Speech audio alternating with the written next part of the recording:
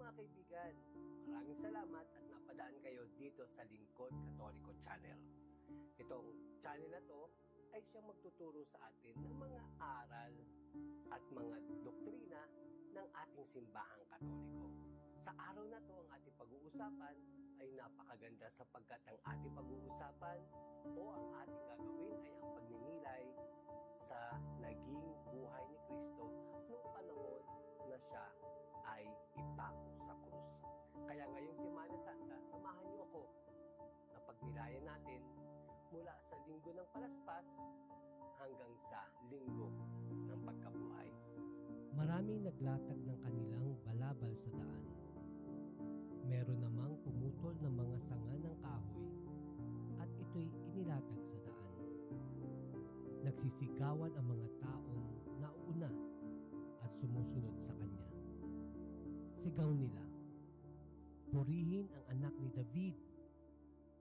Pinagpala ang dumarating sa pangalan ng Panginoon! Purihin ang Panginoon!" Ngayong linggo ng palaspas ay ating inaalaala ang maligayang pagpasok ni Jesus sa Jerusalem.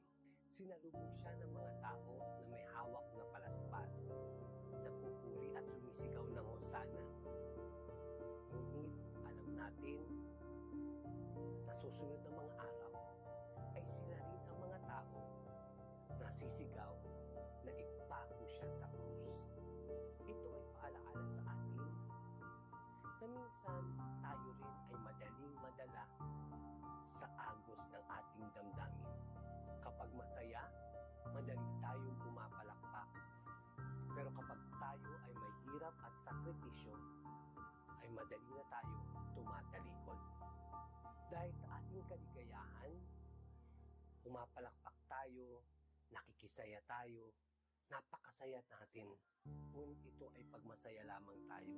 Kapag tayo ay nahihirapan na, at meron na tayong hirap na nararamdaman, kalimitan ay tumatalikod tayo o kinakalimutan natin ang tao na nasa harapan natin. Tulad ng mga taong sumalubong kay Jesus, masaya sila, nagpupuri. Dahil nakita nila si Jesus sakay na isang asno. May dala silang palaspas. Masaya. Ang hari, Hosana. Pero alam din natin na sila rin ang mga tao na sumigaw na ipako siya sa krus. Na ipako siya sa krus. Sa ating buhay, maaari natin itanong sa ating mga sarili, tayo ba talaga ay tapat na sumusunod kay Kristo kasama sa hirap at ginhawa, o tayo lamang ay kapag masaya? Kapag masaya, nagpapasalamat tayo sa Diyos na alaala natin si Kristo. Sumasama tayo sa Kanya kasi masaya, maraming kasamang naglalakbay, maraming kasamang nagtatawanan. Pero kapag ang hirap na ba ang ating nararamdaman, kapag may hirap na ba ang paglalakad ng malayo, sumasama pa ba tayo? Tayo ba'y katulad din ng ibang tao na naiiba ang paninindigan kapag alam niya na siya ay mahihirapan na? Kapag alam niya na siya ay may ipit na, naiiba na ang paninindigan niya sa sarili niya o ang paninindigan niya sa mga salita niya, ang paninindigan niya sa buhay niya.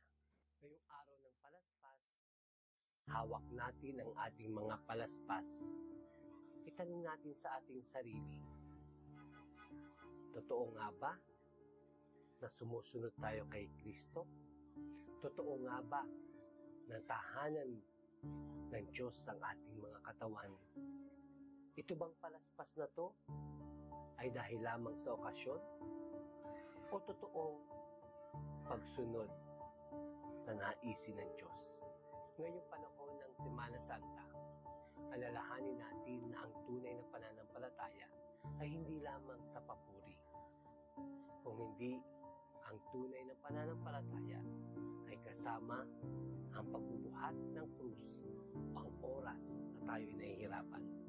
Lalo na kapag tayo ay nakakaranas na ng kahirapan sa ating buhay o nakakaranas tayo ng kalbaryo sa ating buhay. Ngayong linggong ito, sa linggo ng palaspas, isurat natin ano ba ang maaari nating gawin upang mas mapalalim natin ang ating pananampalataya sa Diyos at sumunod hindi lamang dahil masaya, kundi kasama nito ang pagbubuhat ng krus, ang pagsama kay Kristo habang siya ay naghihirap at habang siya ay namamatay sa krus. Maraming salamat mga kaibigan, mga kakalingkod Katoliko, at tayo po ay magkikita-kita muli bukas sa Lunes Santo para sa isa namang pagninilay ngayong Semana Santa.